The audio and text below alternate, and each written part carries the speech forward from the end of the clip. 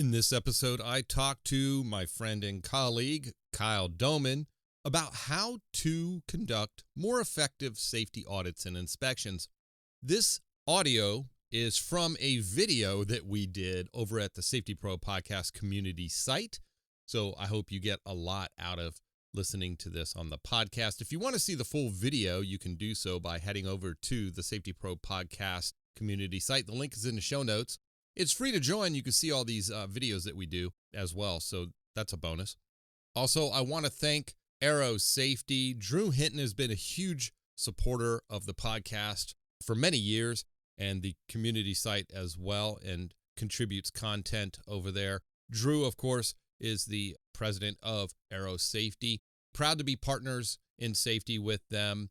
They can conduct all sorts of safety services for your organization, big or small. So be sure to go to aerosafetyus.com and see what Aero Safety can do for you.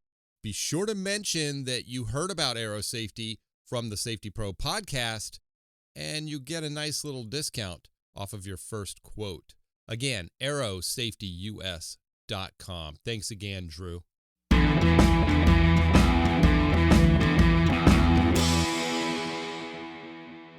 Before we get into today's topic, I have one question for you. Are you still painting your floors for 5S markings, things like that? Don't do that.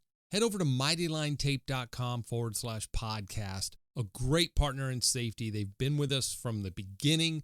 They have some really good products that are going to get you out of a whole lot of time, material, and maintenance and upkeep. Their floor marking tape is second to none. It takes up easily, doesn't leave a sticky residue. They've got floor tape with beveled edges for forklift traffic, carts, things like that. So it really holds up well to that kind of traffic in your facility. They also can do custom floor signs. If you have a particular logo or a message, they can make that happen. Get a free sample and try it for yourself. Again, head over to mightylinetape.com/podcast. Tell them that we sent you. You will get a free sample to try out in your facility today. Again, mightylinetape.com/podcast. All right. Welcome to the Safety Pro Podcast. I am joined by Kyle Domin. He is a fellow safety professional and colleague, and we got to know each other through the podcast years ago. It's been how many years now, Kyle? No, man, it's got to be at least, I don't know, 4 years, 5 years now, something like that.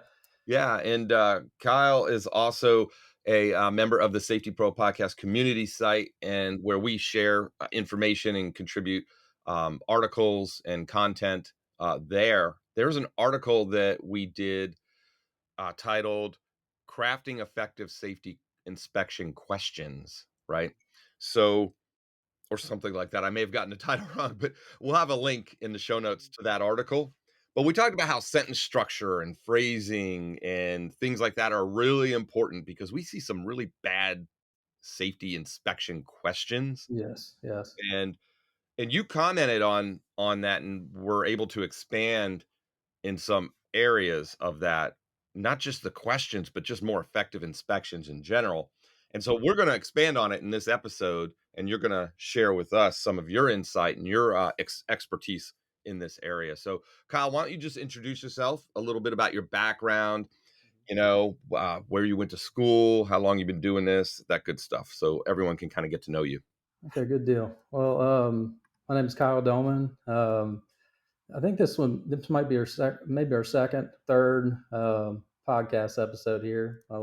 Love what Blaine's doing with the podcast and with the community site overall. Just having that asset out there, being able to find some more useful information out there that maybe necessarily isn't readily available at your company, or so it's good to always collaborate with colleagues, and I just love what we're doing over there. But overall, I've been in the safety, health, environmental. I mean, the hats keep getting added. I think they just added sustainability recently. I mean, it's the acronym is 10 foot long right now. Right. Security, whatever it is, safety, asset protection, security, yes, whatever you want to call it.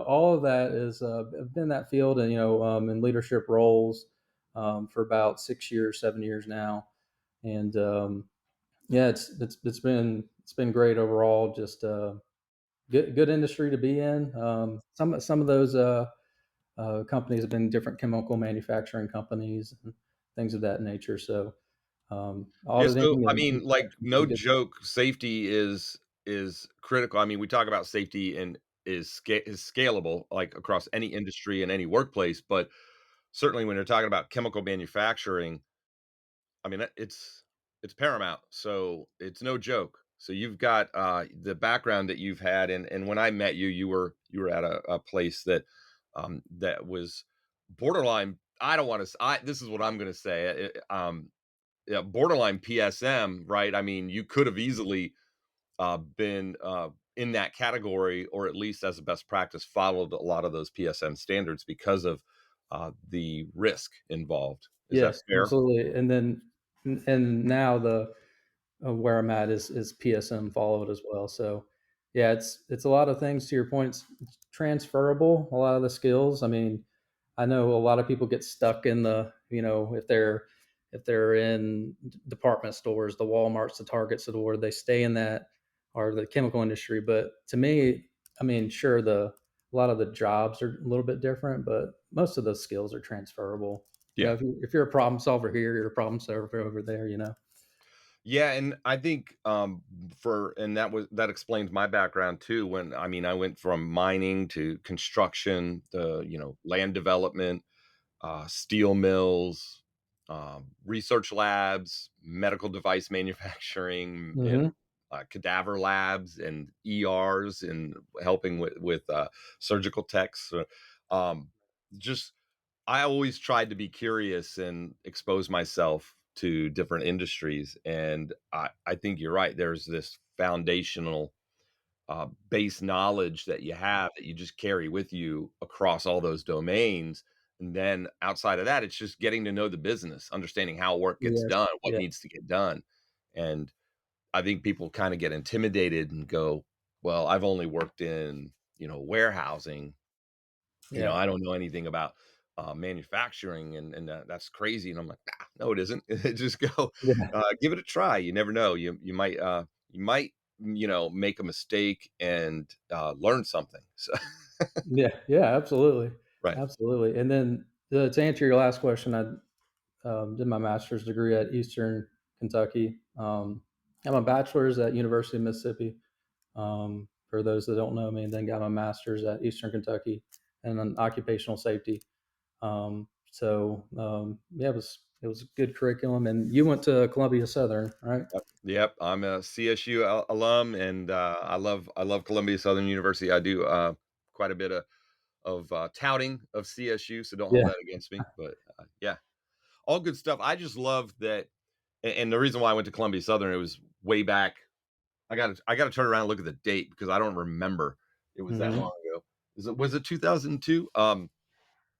Yeah, I think it was. My daughter was born in 2000, so she was a baby when I started my Right. program. But very few, if any, had an accredited degree in Yes. occupational safety and health management. But now there are more options, which is good. It just shows you, I think, the growth of this industry and also the job security, Yes. in what we do, that you could find a safety position in almost any industry now, and they're good positions. You know what I mean? Yes. And not like it used to be. And No. so No. that's Not. good.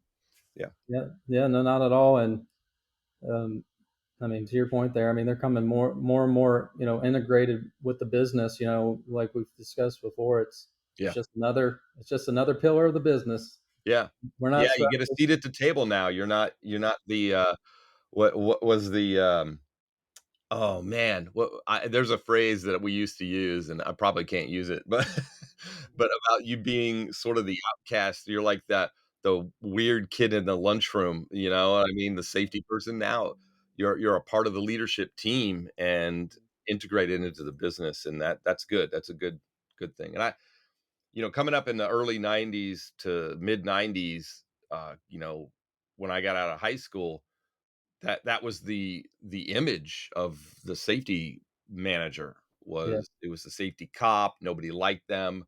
And now it's a lot different, thank goodness. So a lot of work from a lot of people over the years that helped shape this industry that came before even me. Thank goodness. We're benefiting from the tough times they went through to help create this environment, which is still improving. So, Right. man, we just did a little professional development segment there. I think we could break that off and have its own Yeah. episode.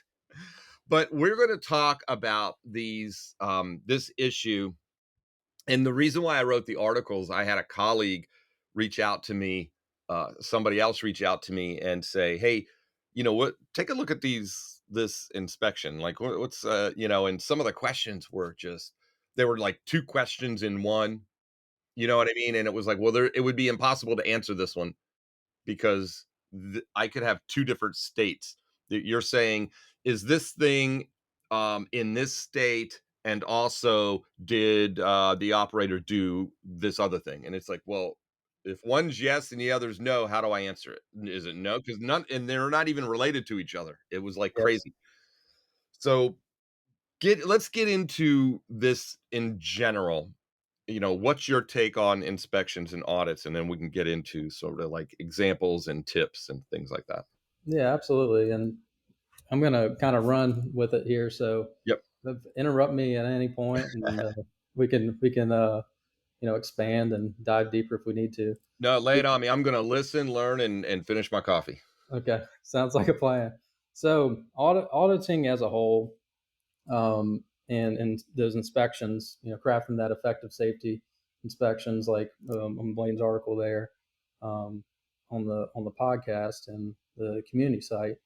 I mean, you have to look at it kind of holistically and kind of have a system or format, and have the different processes and pillars. So, one of the things that we've kind of mentioned, um, what was it? A wise guy once said there's three P's. I don't know who was that wise guy was. My favorite. I just did this yesterday, Kyle, in Nashville. Did you? I covered the three P's. Go Yeah. ahead. This is a good one. I love the three P's. So, the first P is your paper. So this could be depending on what facility company you're at. This could be your policy. Some of them are also referred to as work instructions. Some of them are also called SOPs. So whatever that is that paper. And then the second one is people. So basically, do our folks know what to do, where to go, how to do it, things like that. And then the third one is places. So we go out in the field and we see what's happening. And the main thing on auditing is all three of these things, it's all evidence. So whatever acronym you need. So there's one out there, it's called ROI. It's records and documents. That's the first R. Observing operations and behaviors. That's the O. And then on the I, it's interviews. So whichever acronym you can use to help get the point across. There's layers to the management system, Mm-hmm. and having a policy is only 33%. So having that first P, that's only 33% of it. So just collectively, that's um, how you want to look at just a audit kind of individual pillars. Mm-hmm. And then you start looking at, so those are it on the fundamental surface, and we'll dive into each one of these. But just it's all evidence. And so I pulled a definition of objective evidence from ISO. I think it was from 9001. Yeah. It says, The quality system standards, right? yes, exactly. And it was data supporting the existence or verity of something. And it says objective evidence may be obtained through observation, measurement, test, or other means.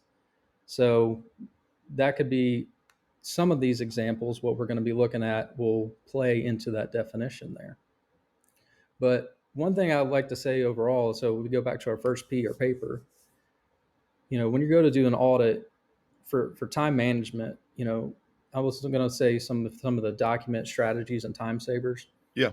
So on the scheduling, sometimes it's out of the auditor's control. You might be a regional individual coming in. You might be an external third party coming in. So you have to look at some time savers.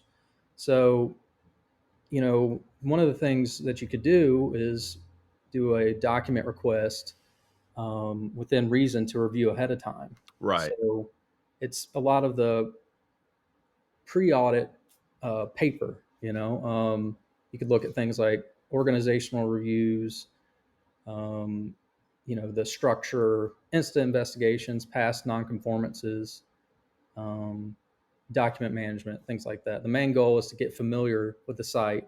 You can start getting an idea of the management philosophy and structure. Mm-hmm. You can kind of get a history, kind of a snapshot of past performances, and it helps set the stage. So many of these requirements are found in the documents. So you can mark down notes and things that you want to follow up through on the the interview, and to the people, and then the places, and things that stand out. Yeah.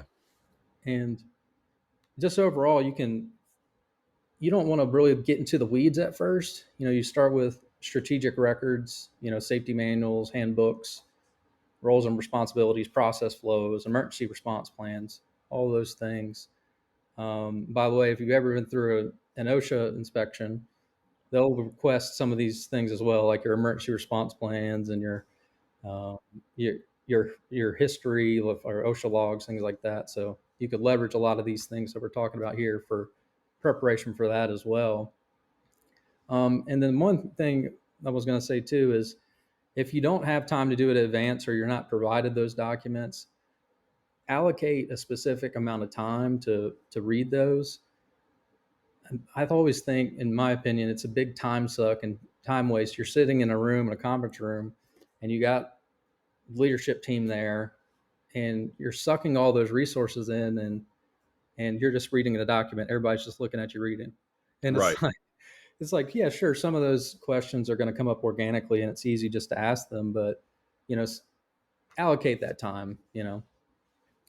And then when we were going to talk about, so on the paper, when we start talking about history and past performance, some of the things like past audit reports, internal or external, those are some things you can look at.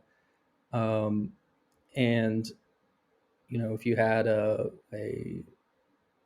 national emphasis program inspection from OSHA came in, that's something that an external auditor may want to look at. Now, one thing I want to highlight with that is, we're not necessarily looking for things to ding people on. Right. It's do you have a plan? What did you do with those? Long term, solutions or fixes might take some resources, but what do we do during the intermediate time? What is your overall process of dealing with that? So, and one thing I would say too on the document portion, one pet peeve of mine is when auditors just repeat an original finding that already has a game plan in place. So one Right. of the things I strive to do is credit for that. Site had already identified this prior to the audit. They had identified it as an area of improvement, and then here was their plan. So I would put it maybe as an observation versus a finding, because you want to avoid kind of double dipping, if that makes sense. Yeah, and I've seen auditors do this, and they write it up, but how they write things up too. And your comment on the article, I pulled it up here. Mm-hmm. Your statement was, don't overstate the facts.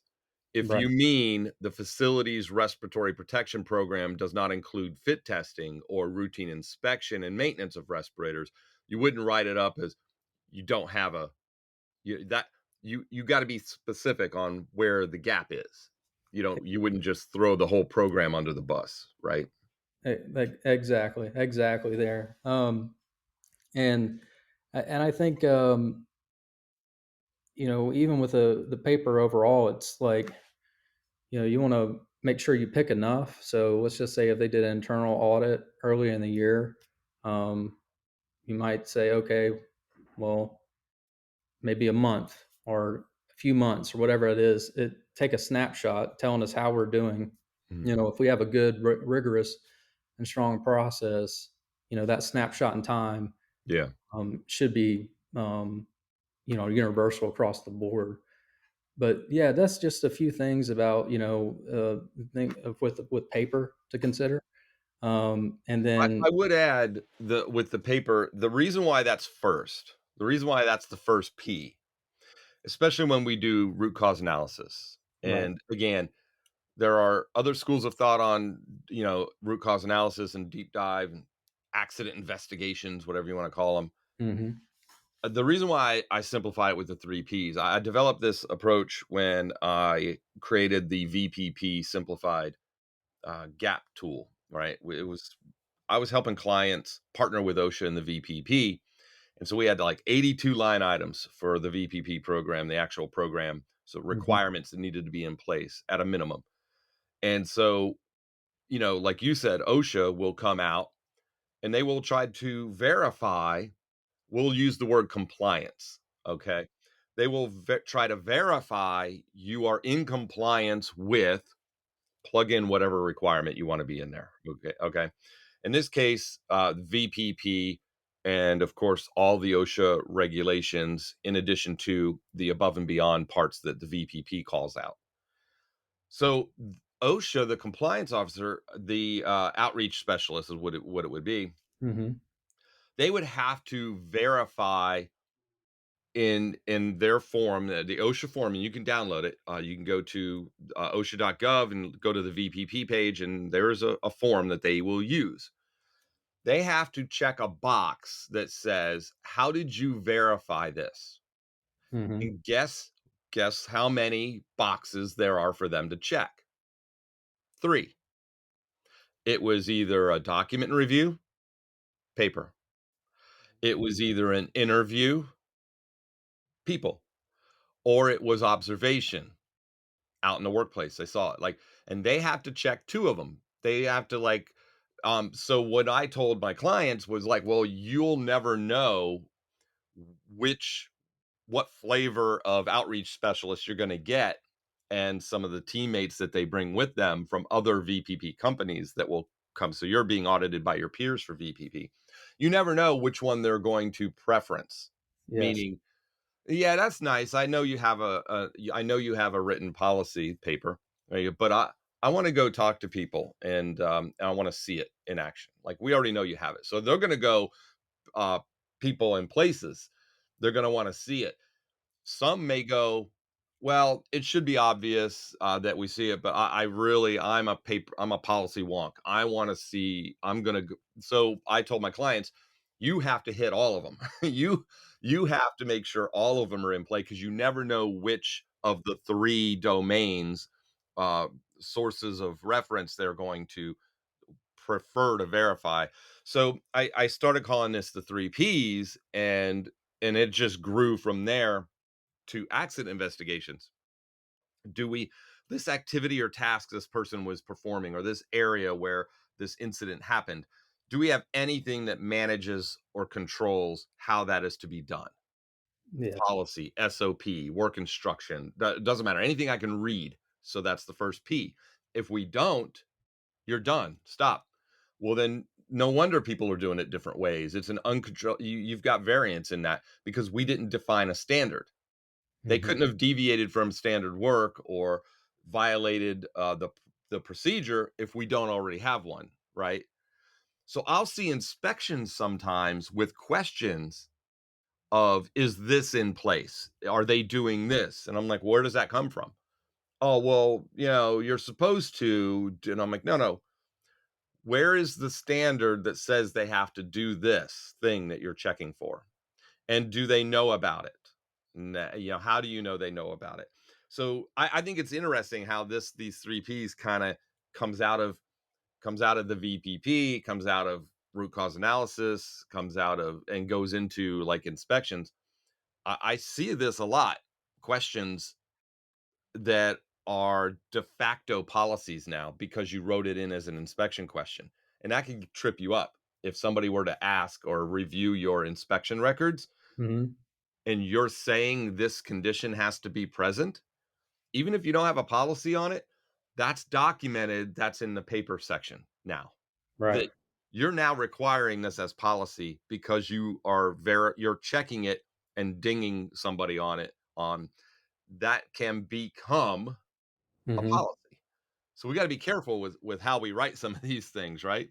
Oh yes. Oh yes. Yeah. If you to your point there, I mean, if you the should versus the shalls and things like that, being very careful, especially if you have some best management practices that you've instituted. Those are all good things, but make sure it's achievable. Don't set your And you can sustain it, yeah, yeah. across the business.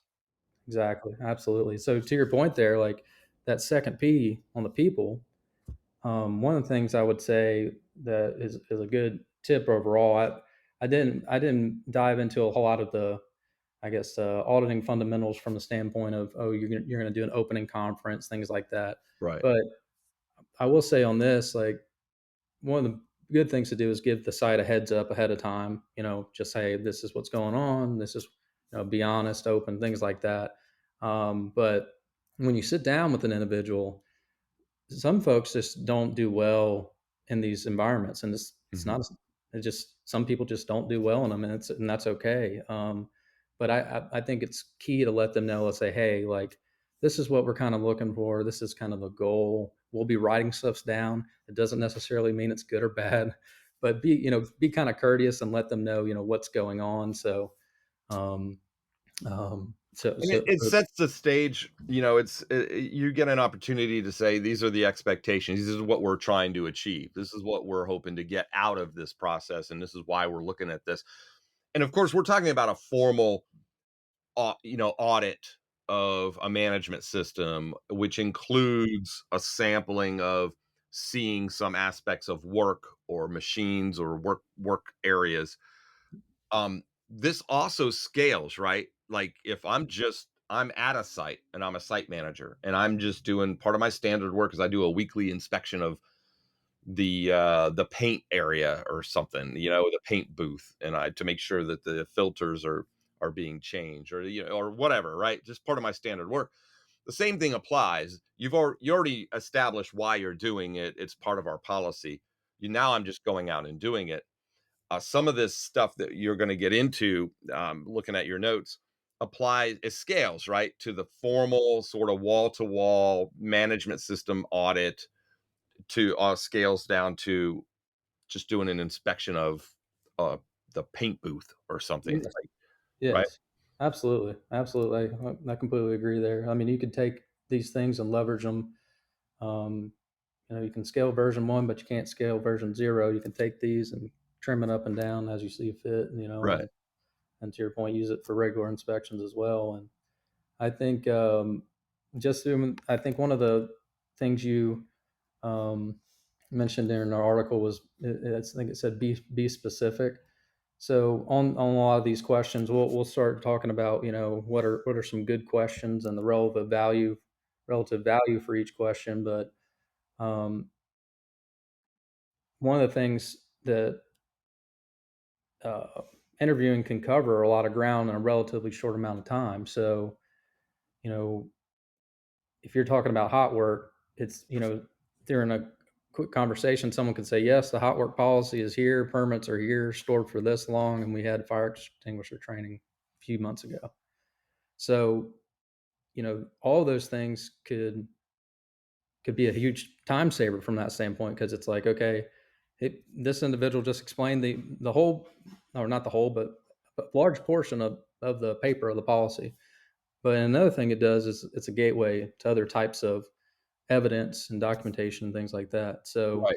you can come back later and say, "Oh, you remember that fire extinguisher training you were mentioning? So who gets that training?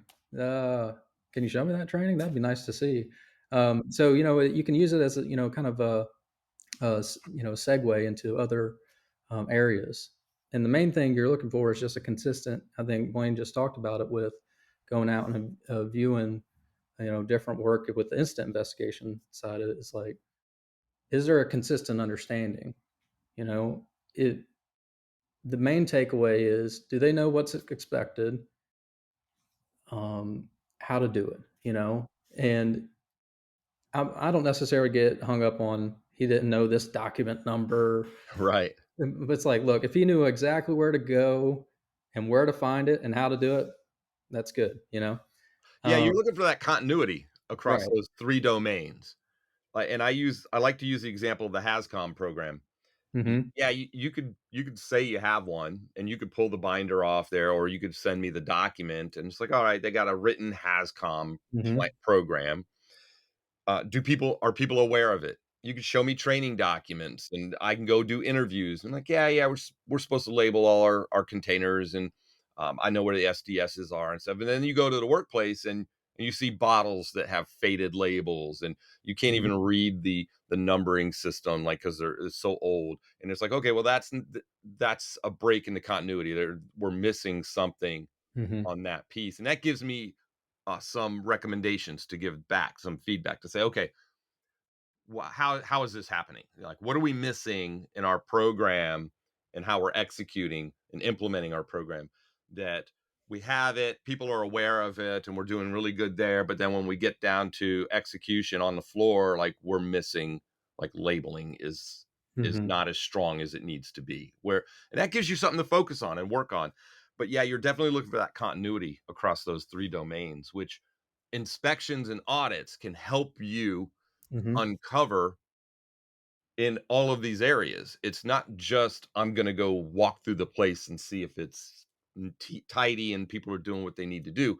It's an opportunity for you to figure out where we have weaknesses across all 3 of these domains, the paper, people, places, right? Absolutely. Yeah, absolutely. And I think the other few things that you were touching on in the article there was, avoid leading questions, Yep. um, and then use open-ended questions sparingly as well. So I would say, start broad and then you can go more specific and kind of funnel it. On the open-ended, for sure, you can you do the who, what, when, where, why, and then the show and tell me. But you want to make sure that you're also specific when you want something specific. So, like for example, I wrote down a few different um, types of questions, um, and the relative value in my mind. So, a leading type question would be, you don't test the eye wash stations every week, do you? And Sounds then like an interrogation. yeah, it's like it's like, all right, you've already set them up for failure from that standpoint. It's like, yeah, um, It's like, have you stopped violating the PPE policy? right, yes, exactly. It's like there's not Wait. a whole lot of value in that. Yeah. Uh, If I have, I'm implying that I used to or recently did, and if I say no, well, I'm stuck there too. right, and to your point there, the yes no type question. So, do you have a spill response procedure? So that's a little bit more valuable. It's a yes or no, and then you have a close ended type question, which is, you could say something. Uh, what is your current production capacity? If you're trying to ensure that they're staying, especially we were talking about, PSM, background Yeah. and things like that. It's like you're establishing the set within certain set points, with maybe an environmental permit and things like that. So that those set points can only be achieved with certain capacity at certain rates. But anyway, going down the rabbit hole there, but that's a little bit more valuable than, again, a leading question. Yeah, Uh, because you're verifying that they understand where our operational limitations are when it comes to some of that stuff. Absolutely. And then the open ended. So you could say, how are new chemicals selected to use in the process. Because then you're actually giving them that, and you're asking them to essentially explain the process of how that works. So it's substantially more valuable than the leading and even the yes nos. Now, Right. for sure, you can use the yes nos and the close ended and things like that. There's always a point in the process to in the audit and inspection process, especially a formal one, is to sprinkle in these different questions at different times to get what you're trying to achieve across. Um, and but yeah, on the open ended side, you're essentially explaining, getting them to explain and elaborate Right. from the And selection now, to get it in. in the article, I mentioned, not I didn't say don't use open-ended. I just said use them sparingly. Now, obviously, when we're shifting to and you always have to ask, why am I talking and interacting with this individual? For what purpose? If I'm doing an inspection, I'm looking for the current state or proper state of things, um, or maybe knowledge of how to do certain things. It's almost technical, you know what I mean? And so if you have too many open-ended questions, it's just going to be time consuming. It's going Mm-hmm. to open up a whole bunch of dialogue. And I mentioned, like, it might divert attention from the main focus of why you're there, that you want to do an inspection. An audit is when you audit a management system, the effectiveness. It's more qualitative, Right. right? And so that's where more open-ended questions come into play. Like, where do you struggle most with, adhering to the PPE policy? Are there areas um, that are difficult to comply with, and for what reason? And get them to tell you about how work gets done, things like that. That's more of a qualitative Mm-hmm. audit look. And obviously, with deep diving incidents or issues that come up, you do want you want to understand what they're going through. But yeah, for an inspection, you can use some open-ended questions. The other problem it presents, and I'm not saying I agree or don't agree, or I like or don't like this, Mm-hmm. but data people, right? Mm-hmm. It's hard to take narrative and log it into your audit system or inspection system and then have it produce a data point, Right. right?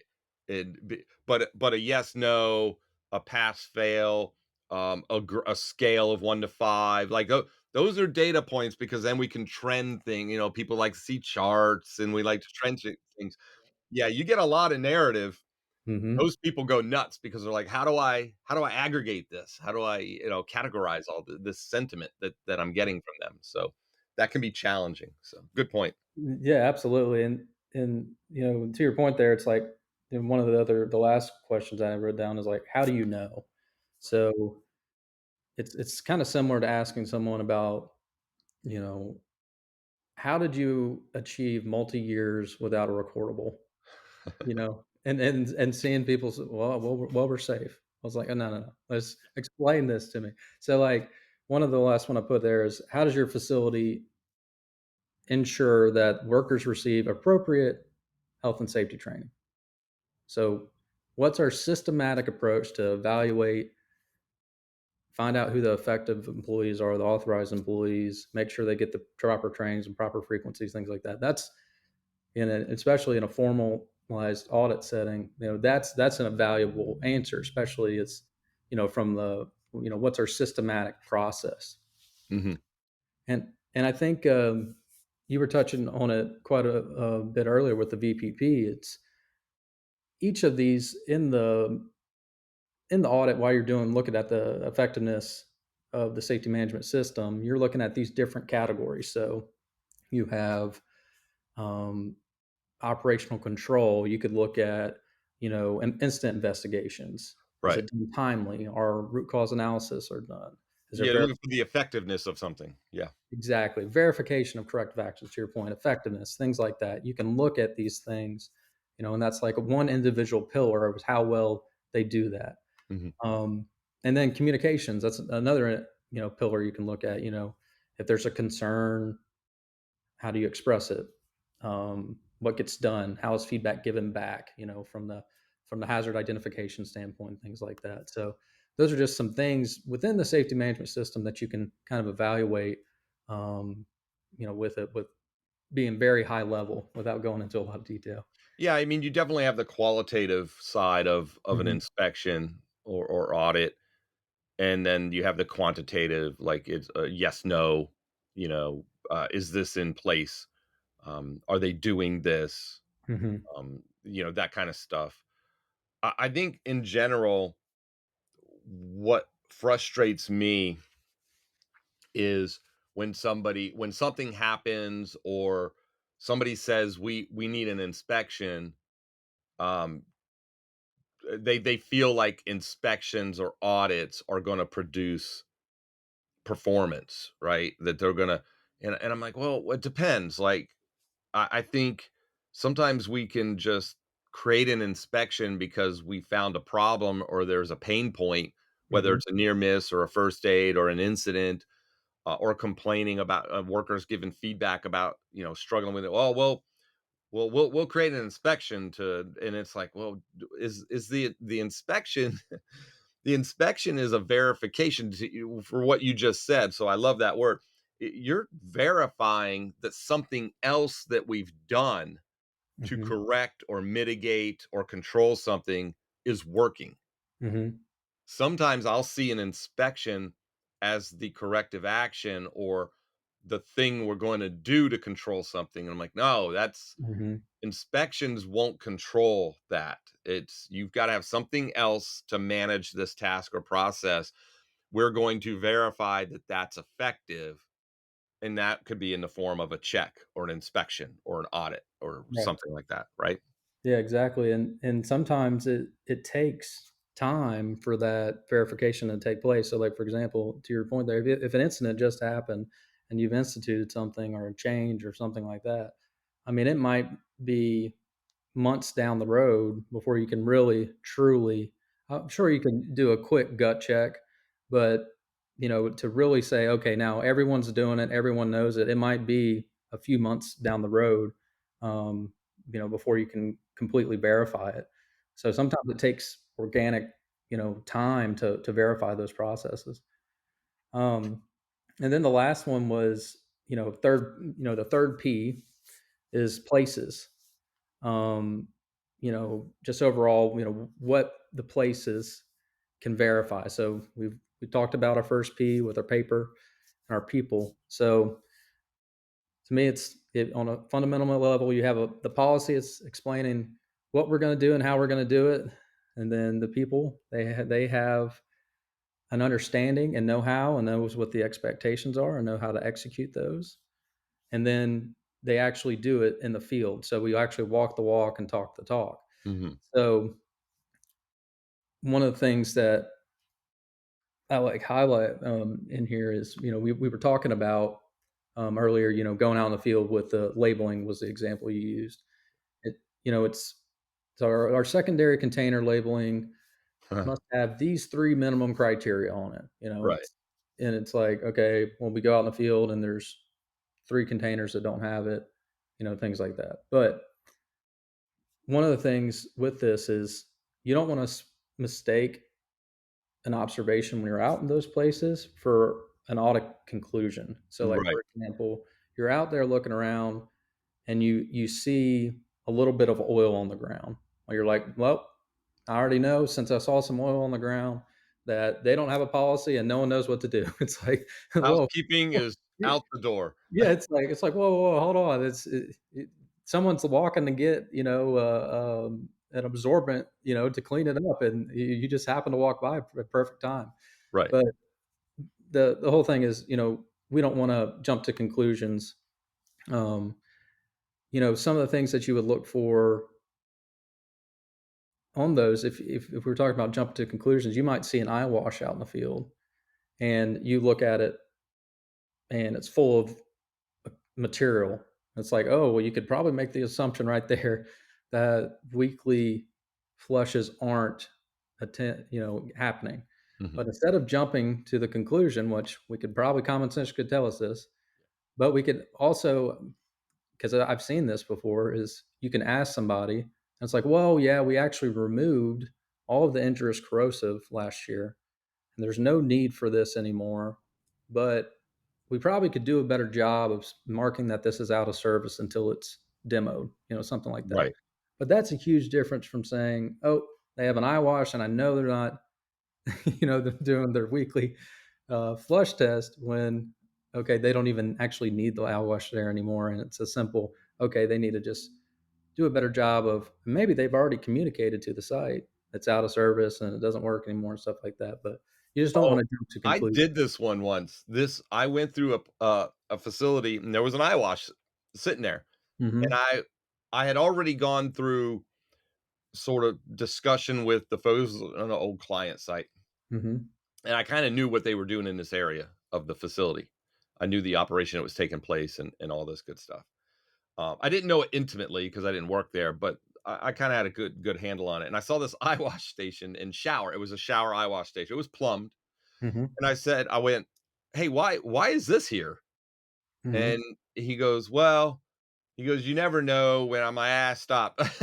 Like, where is the material that you could possibly, in some weird scenario, be exposed to that isn't here, isn't part of your process, has Right. no like, what? How did this get here? And nobody knew. Nobody knew how to get there, and it was probably because at some point it was needed, but it's no longer needed. But they justified keeping it around because you never know, you might get something in your eye. And I'm like, okay, well, one, is it corrosive? Like it, yeah, you're creating a compliance problem for yourself by not maintaining it, by sticking it here. Yeah, now you have to maintain it, and if Mm-hmm. it's not needed, if you don't need it, eliminate it. Like, Yeah. Yeah. and I think that happens a lot, don't you? Like, well, it would be nice to like, we're gonna hang a first aid kit here. Why? Well, you never know. And I'm like, Yeah. "Oh, how are you gonna monitor it? How are you going to require you have a requirement that people report all first aids? Well, now you've just given them free access to Band-Aids, so how do you know? Like, how often do you another side I did this, how often do you replace Band-Aids?" And they were like, "Well, we replace them, like, once every other couple months." And I'm like, "Well, let me see your first aid reports." Yeah. "We haven't had a first aid in a while." And I'm like, "Well, yeah, but the Band-Aids are gone." I'm like, Yeah. "Guys, yeah, think about this, what you're doing." And, that's a good one. Sorry, rabbit hole. I know No, we no, do no, this a lot, but you're fine. No, those are the things, and yeah, it's but yeah, not jumping to the conclusion, because it's like, okay, yeah, if we mark this, and to your point there, if we just mark this out of service until we demo it, it's like, okay, well, the auditor just walks on past it, right. from that standpoint. But But where are the workers gonna wash their hands? yeah, yeah, right. Have you seen the bars of soap in the bowl in the eye wash bowl? Have you seen? Yeah, yes, yes, yes, yes. I've walked up and I'm like, "There's a bar of soap in here." Oh, like, come on, Blaine, it's potable water. Well, they have to clean the bowl, and that's for the weekly flow test. Oh, That's but funny. but yeah, so on this with the places, some of the key areas you kind of would look for are, you know, maybe some active conditions going on. So um, permits, so active either hot work, safe work permits, things like that, confined space, whatever it is. You could look and go see those permits, being executed in the field. Are they bringing it to them in the field? Things like that. Contractors, you can interact with those contractors and kind of between our core employees versus our contractors. What is there the same level of universal understanding? Construction activities. These are just some things you can kind of look at and target to go see out in the field. Some other things like critical activities, so loading and unloading, inspections and sampling, material handling and transfer. Those are some different things you can look at. It's like, okay, this is critical to your process. You do it day in and day out every single day. I want to take a look at it. I want to see it. See if it's aligned with the other two P's. So one of the how this bridges into is, we talk about. I think you had that on the article was, using clear language. Yeah. And Avoid ambiguity. Be concise. exactly. So one of the things that I was going to talk about was with findings. So if the issue, kind of a golden rule, if the issue cannot be expressed in the words of either a company specific policy or a regulation or a procedure relevant to the audit being conducted, you don't have a nonconformance. You don't have a gap, you know? So what I wanted to kind of break out was quickly just the few different definitions of a finding. So, from a finding standpoint, definition, it'll be a performance gap, a deficiency or a nonconformance where a programmatic or systematic in nature, and such gaps typically result in multiple symptoms, which are observed by the audit team. Mm-hmm. So, on the regulatory side, it's seems should be a little bit obvious, but so you have a regulatory finding. It's a deficiency against an established, published, a regulatory requirement. So simple, cut and dry. A corporate standard or internal finding is deficiency against a company or policy or plant policy or procedure. Um, you know, that was created and implement a standard to address a regulatory requirement, but they could also establish what will lead us into our next one, which is the management practice. Right. So the corporate standard before we go to management practice is they can establish something that it's like, okay, well, this addresses the regulatory requirement, but we're going to go a little bit more stringent. We're even going more stringent than NIOSH or ACGIH, whatever it is, because we just want to be on the conservative side. A self-imposed Right. standard. Yeah. Exactly. And then the management practice is it's a deficiency against common sense, a recognized industry practice. So we kind of touched on this earlier with, transferable skills in the profession. But, that to me, that's one of the things that are value added in the profession is having someone that's been on in another industry, seen different things, is being able to see these things and maybe apply it to this. So the management practice finding may not necessarily be a regulatory or an internal policy finding, but it could be, a recommendation based off of. Yeah, I was going to say that's where categories come in with our findings. Is this a requirement? And again, I'll recall my VPP experience. With Mhm. VPP, we had the three findings, categories. It Mhm. was regulatory, OSHA required. It was Mhm. a regulatory required deficiency. It was a VPP program requirement, meaning it wasn't in the 29 CFR or other standard, but it was, if you're going to participate in the VPP, you Mhm. have to meet this program requirement. So it was a VPP, or we called them star recommendations. It was, well, we typically see other VPP star participants doing things like this, that, or the other, and Mhm. then they became star recommendations. We highly recommend you adopt something like this, not this exact thing, but your version of it. It shows commitment for above and beyond, blah, blah, blah, Um, Mhm.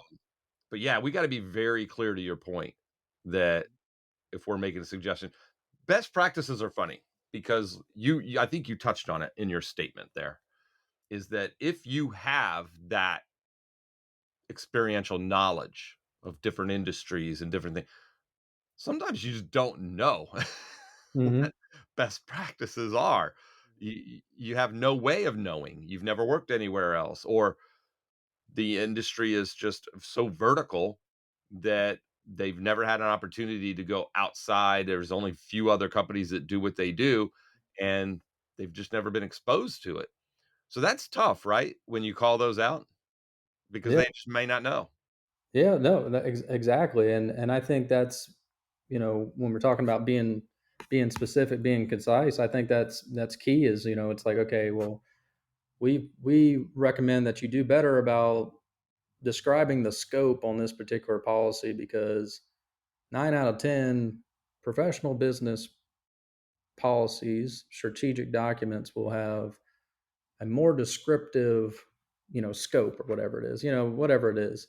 But 9 out of 10 doctors agree. right, exactly. So if you have, we're talking about, you kind of touched on there is the write up of findings. If you do the requirement basis, that's the first one, the state of the nonconformance or gap, and then the objective evidence. So those three things with it. Right. But before I dive into that one, the last one, so we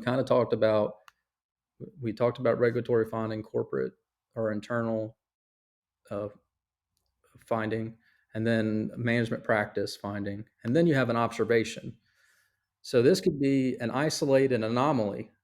So found in the program where regulatory or company standards of performance exist, but there was an anomaly. There was a one-off. Hey, I looked at a few of these, and for whatever particular reason, this kept coming up. It might not be anything serious, so it's considered relatively low risk, and it may not even be considered in the formal audit report. And sometimes, depending on how people present them, it could be your findings and then your observations separate. So it's like, oh, okay. So some of those management practices could be both a Right. finding or an observation, but most of the time they are, observations with that.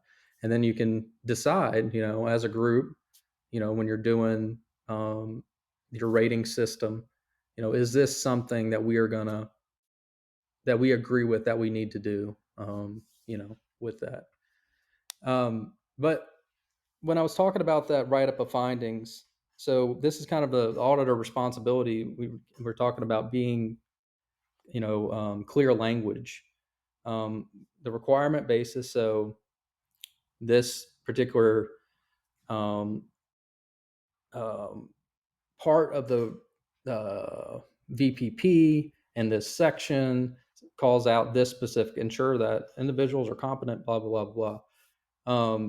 So this is the requirement basis. Mm-hmm. And then you have the state of nonconformance. So you would say something, maybe in this example, training fulfillment and records retention is not effective in all instances. And then you would list what is your objective evidence. So then you would say this 1, 2, 3 training metrics, revision 78, whatever it is, requires all operations employees to receive annual confined space training. Mm-hmm. And then you would say, well, of those 30 people, 2 people did not have record of receiving the Yeah, you required confined space training. quantify that. You Right. kinda give them specific. Yeah, absolutely. Exactly. So that's what leads into the last thing is just common pitfalls. Mhm. You touched on it earlier. Don't overstate the facts. I mean, I think that is key. You talked about with the respiratory program. This is all talking about being specific. Right. If you're talking about, you gave the one about that I provided on the for respiratory protection, but if you're doing weekly hazardous waste inspections, Mhm. you could say weekly hazardous waste inspections are not conducted. Don't say that if you mean they're just not documented. Or consistently. Right, They are. exactly. There are Exactly. just some gaps. Maybe somebody was off sick. We don't have enough people qualified to do, and but that's perfect. That gets right to it leads you into, okay, this is what we need to work on. Oh, Right. maybe we need 2 extra people on that shift that can do it, right? Because Blaine goes on vacation. Right. And now Right. we have a gap.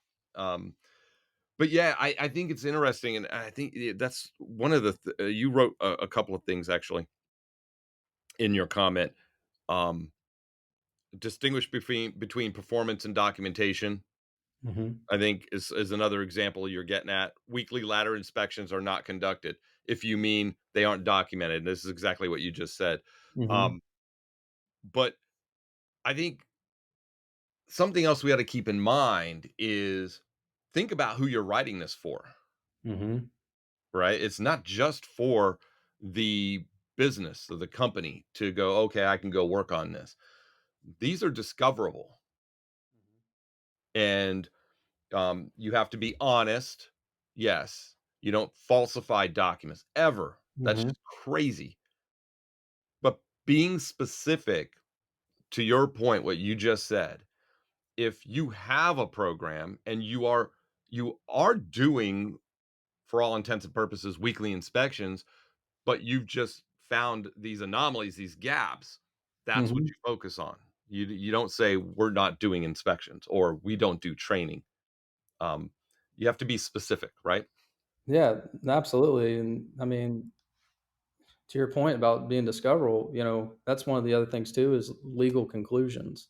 Yeah, So again, to Blaine's point, we're not masking anything, covering anything up, but you have to be very, so like if you said, during the review period, the facility was not in compliance with hearing conservation when they cite 29 CFR 1910.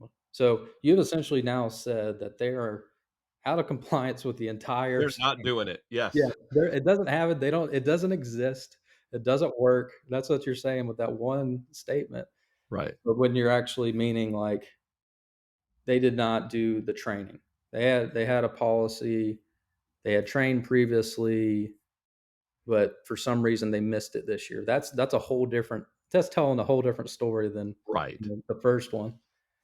Um, and then avoiding generalities too. So we're talking about the facility's emergency response plan or contingency plan is incomplete.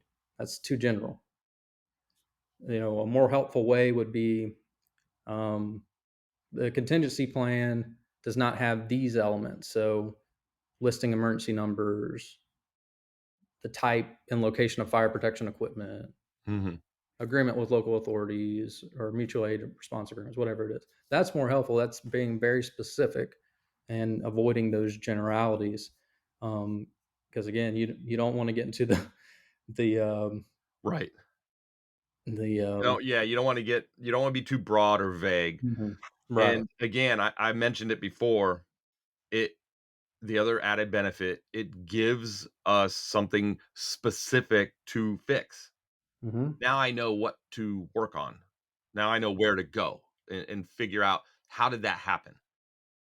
Oh, and now that makes sense. I remember that month we had an offsite, our quarterly offsite. All leadership was gone, and we all went, and that's where that gap was. I know how we can cover that. Now we won't have that happen again, right? That gives me something concrete to fix, right? Yes. And that's what you're after. Um, are you going to talk about that too? About like make sure you document what you're doing or what you did?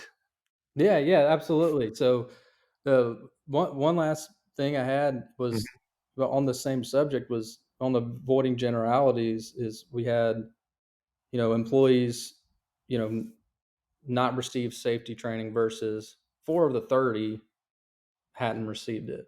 Right. So again, tell two different stories telling two different things.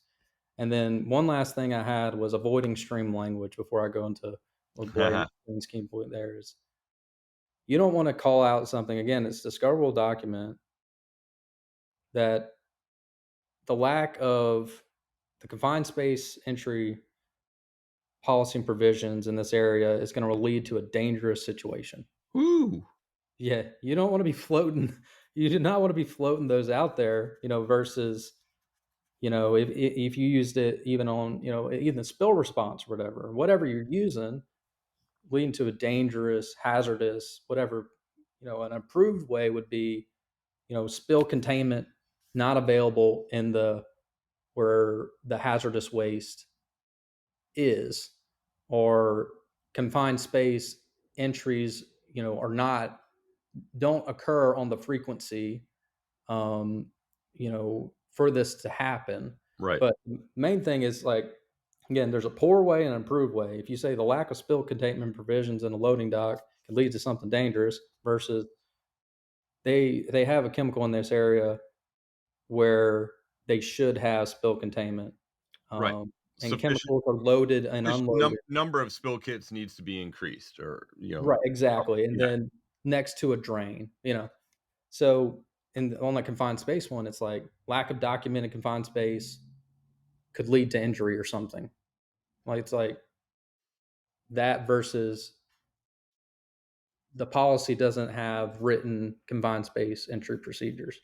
Walking into the building could lead to injury. Right. Exactly. Exactly. So, to go to your point there was, talking about, consistent rating systems and what you're going to do about it and stuff like that. I think that there's always a key component where you're obviously going to try to attack the most, risk stratification, to attack the biggest bang for our buck from the risk standpoint. Regulatory things, um, as well would take, some, higher priority in a lot of cases, not necessarily all, but most cases. Yeah, you Um, got to rack and stack these, right? You got to mhm, some findings have more weight than others. absolutely, and Some are that's administrative findings that aren't putting anybody at risk, right. or and some are physical findings out there that employees could interact with and would take more precedent, right? Absolutely. So, to your point there, it's like there's a few things in a document somewhere that, yeah, we're going to fix, and we have a plan to fix it, but it's not necessarily paramount to the folks over there that don't have forklift training and they're operating, Right. something like that. But yeah, just I think uh, the other key point you were touching on was you were talking about like the improvement plan. Is that what you were going for? Yeah, we used to say you can't just document a deficiency. You have to also document the corrective action. This Right. is what we will do. And then you have to be able to have done it and close that gap. But I think it's what you were saying earlier. It's just an improved way of phrasing what you found Yes. in the context of what we will do, Right. right? It's a more Absolutely. positive thing. And again, you're not lying, and this isn't there's no ethical issue here, and No. neither one of us are attorneys or lawyers. But if I'm reading this as a site leader or a senior leader, and I'm reading this and I wasn't there, I and that's the other thing. You're writing this essentially for people who don't weren't there and don't really understand what it was you were seeing.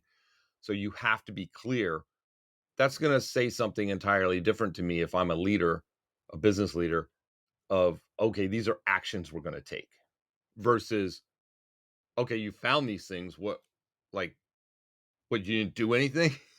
No, no, don't, no, don't just leave it dangling there, right? exactly. And to your point of on these things that when these things get consolidated and published, that's who they're circulated to.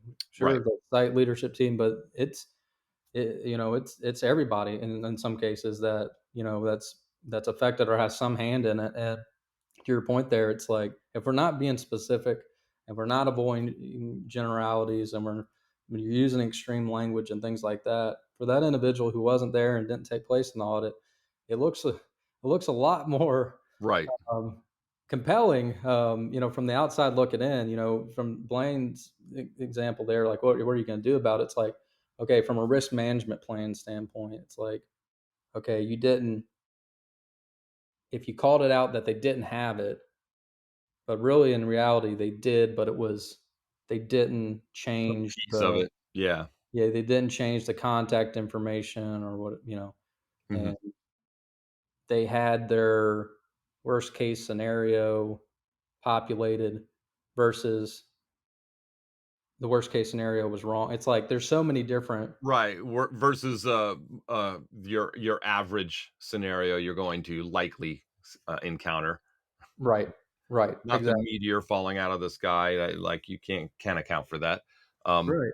So, and yeah, just and to that point, it's like you have if it's for, forklifts, for example, there was, two, let's just say the finding was two out of the 40 people did not have forklift training. Well, it's like, okay, the recommendations are the implementation plan is this. It's like, okay, well, we're gonna immediately disqualify those two individuals from operating them further.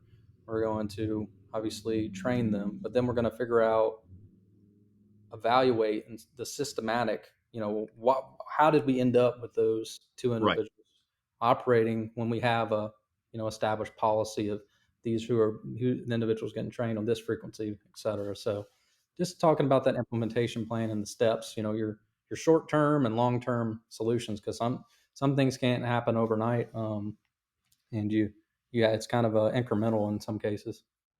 Yeah, and the way a lot of us can think of this is you go do an inspection, you go do an audit, and you found some things. Instead of asking, "What did you find?" maybe think in terms of, "What did we learn?" Right? Hmm. What did we learn? What do we have to do? What do we have to improve? Those that context is important because that's what you're doing, right? You're looking to see, like, we have these policies and procedures and we do this training, how effective is this? How Hmm. Where did we miss? And I also would caution everybody to not use, your programs as a proxy, meaning, well, you guys aren't doing this out here on the shop floor. You're not following the procedure that we verified that we have. Hmm. So you need new training or you need retraining. Well, maybe something changed. Maybe engineering team or the quality team changed something about that machine and you created an error trap, right? And Hmm. maybe the policy needs to change. Right. So sometimes we imagine work is done a particular way because it was stated that way some time ago in our policies and procedures, but it's difficult to do. And I know I talk to Alex Paradise from Taproot a lot, and we use this phrase often: is it easy to do right, hard to do wrong? Yeah. Good one. Maybe what we learned was it's a nonconformity, or this one little piece is a nonconformity, but it's because it's not very practical. It's difficult to achieve when they are in this process, right? And so we've got to we've got to engineer that out, or we've got to change something about instead of making them conform, right? Does that make sense? Yeah. Yeah. So audits and inspections are valuable not just for checking a box. It's an opportunity, and I think we talked earlier, before we started recording this podcast. We talked about, continuous improvement. You were working on your typical Hmm. continuous improvement stuff this week, and I'm like, well, that's the funny thing about continuous improvement. It just always continues. Yeah. Yeah. You're Yeah. never done. But this is an opportunity to. So I think wrapping all this up, to your point, making it, improving the way we approach audits and inspections, improving the questions and how we ask and who we're asking them, and improving the way we document quote unquote findings. Hmm. Um, it's not just because we're satisfying a regulatory. If we're going to be out there doing this, Hmm. even if a reg says you have to go check this once a week, you might as well make good use of it, right? You Yeah. might as well get as much out of it as you can for the time I'm spending and the investment I'm making in going to do it. And that is feeding into the continuous improvement. Is add another question on there, and that's where you say open. I said open-ended questions used sparingly. Throw Hmm. an open-ended question in there where you go through your regulatory check: yes, no, yes, yes, yes, and then add one in there. How do operators feel about this policy? Hmm. Is there any feedback from operators on improving this policy or changing this or whatever, and see what you get? I mean, you're going out there anyway, you might as well, right? No, absolutely. Yeah. I mean, yeah, you want you definitely make value added time while you're out there in the field, and Yeah. engage the workers and everything. And I think that's huge. The only thing I think that's pretty much all I had outside of, we were talking about, we briefly touched on using a consistent rating system. You had that Right. in your um, article as well is, using a scale, whatever it is 1 to 5. I think you had is it 1 poor versus 5 being excellent. Yeah. Having that understanding going in, are they weighted differently? We were talking about this a little bit earlier, but is a regulatory requirement weighted at a 5 versus a internal policy rated at a 3 versus a best management practice at a 1? Just Yeah. having whatever system you have is just consistent across the board. Um, but yeah, I mean, collectively, these are things just that I've used, that I hope you could take and sprinkle it into different processes or audits and inspections that you have done or have planned to do. Yeah. And I think, again, a lot of the articles that we do and things that we talk about, it comes from colleagues and interactions we have with each other and folks Mm. at work and things like that, which is great. That's why I love, what we're doing with the community site, because that's what it is. It's us bringing our experiences. It's not us sitting here thinking, I think I'm going to write an article about this. It's like, Mm-hmm. no, this somebody came to me with this, Mm-hmm. and through our discussion, I thought, if they're asking about this, maybe others have the same question or something similar, so let's share it. And so, um, that's what I love about the community site. And of course, you jumped on there and added your comment as well, and expanding on the article. And I think that's a good sign, is that we start with a basic concept and we have some ideas, and then each of us contribute our piece, and it grows to a longer, more long form. The article is not very long, to be honest, but what you added to it definitely kind of blows it out, and it actually led to us recording this discussion here on how we can improve our inspections and audits. And it all started with creating effective safety questions, something Mm-hmm. very general, very specific, but we can expand on that, and generally overall with how we approach our inspections and audits. All right. Hey, Kyle, I appreciate you taking time to talk to us about this on this Friday morning. And anybody who's watching or listening, especially out in podcast land, if you're listening to this, you can see the video of our interview over at the Safety Pro Podcast community site. It's free to join, and you can see all of our podcast videos for free. There's no payment method that's asked for, nothing like that, and we don't spam you. It's really just an extra step to keep the sales weasels out and the trolls. We just really want to make sure that the folks that are in the community site actually want to be there. There is a premium side, and you can learn more about that when you go to the community site. But really, it's just really a way to, it's a toll gate that we put in place to keep those other folks out. And it's off of social media. Yeah, you can go to LinkedIn and have conversations. You can go to Twitter and Facebook, but you're on rented land. You're using, following their rules, and your reach is limited.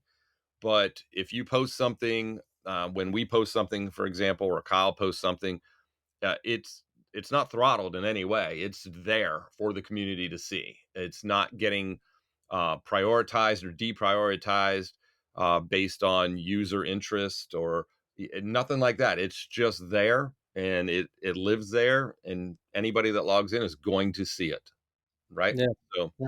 Yeah, that's what we absolutely. love. Yeah, no, and just to touch on that, there, I think that's what I like about the community as well, is just you're able to engage with different people from different industries. You're able to ask a question if you need to. And like I mentioned earlier, is you might not have the information or answers maybe within your company, or yourself, and that's okay. That's what it's for, is to engage and learn and grow. Mhm. All of us, and I think it's a good resource to plug in and and just engage. Yeah. It all starts with engagement. So I appreciate you having me. Yeah, no problem, Kyle, and I appreciate your contribution to the community site. You're one of the original members, that of that small group. When we started this community site several years back, that that joined, and you're considered a part of the team. And so when you post things, it's important. But there is a way for us, for some of our members, we can categorize them as, a user, or a super user, or a team member. And so you're categorized as a team member because of your contributions and your support of the podcast. So we definitely appreciate everything you contribute to the community site. I will say you've been doing the and I got a comment. I haven't posted it yet, but I have a comment on your last one. You did the learning or concerning, right?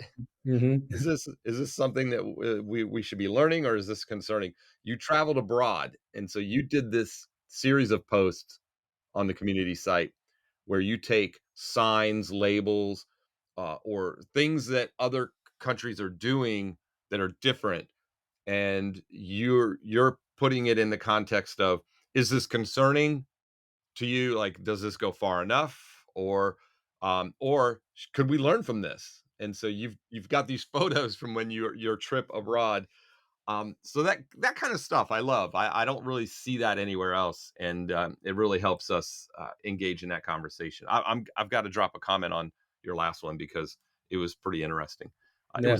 was it Italy? You were in Yeah, Italy? yeah, and some of the stuff I wasn't looking for anything. I just noticed it out and about, and I was like, this would be something interesting. It's like, to Blaine's point, can we leverage it and learn, or is something that maybe isn't all the way there.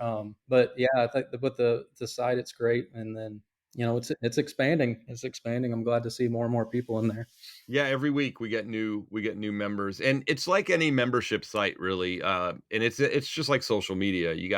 There's LinkedIn, and then even Twitter. Like, you have most people just consume. Like, they're not really posting a lot of stuff, and that's fine. And I can see the stats of when people log in, and views and things, and people are watching, people are looking. And it's really just sort of those super users, the smaller group that posts, creates, and comments, and that's okay too.